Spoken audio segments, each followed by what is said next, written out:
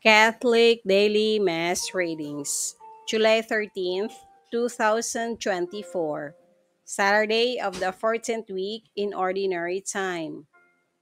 A reading from the book of the prophet Isaiah. In the year King Uzziah died, I saw the Lord seated on a high and lofty throne, with the train of his garments filling the temple. Seraphim were stationed above. Each of them had 6 wings. With two they veiled their faces, with two they veiled their feet, and with two they hovered aloft. They cried one to the other, "Holy, holy, holy is the Lord of hosts. All the earth is filled with his glory." At the sound of that cry, the frame of the door shook and the house was filled with smoke. Then I said, "Woe is me, I am doomed, for I am a man of unclean lips, living among a people of unclean lips. Yet my eyes have seen the King, the Lord of hosts."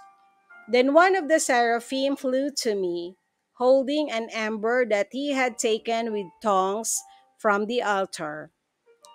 He touched my mouth with it and said, "See, now that this has touched your lips, your wickedness is removed, your sin purged." Then I heard the voice of the Lord saying, "Whom shall I send? Who will go for us?" "Here I am," I said, "send me." The word of the Lord. Thanks be to God. Responsorial Psalm, let our response be, "The Lord is King, he is robed in majesty." The Lord is King, in splendor robed. Robed is the Lord that girds about with strength. The Lord is King, he is robed in majesty. And he has made the world firm, not to be moved. Your throne stands firm from of old. From everlasting you are, O Lord. The Lord is King, he is robed in majesty. Your decrees are worthy of trust indeed.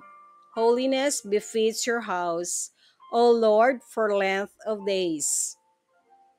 The Lord is King, he is robed in majesty.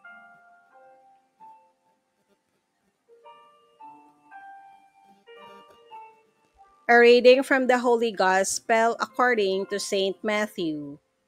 Jesus said to his apostles, "No disciple is above his teacher, no slave above his master. It is enough for the disciple that he become like his teacher, for the slave that he become like his master. If they have called the master of the house Beelzebul, how much more those of his household? Therefore, do not be afraid of them.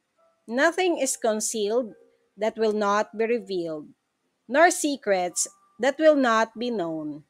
What I say to you in the darkness, speak in the light.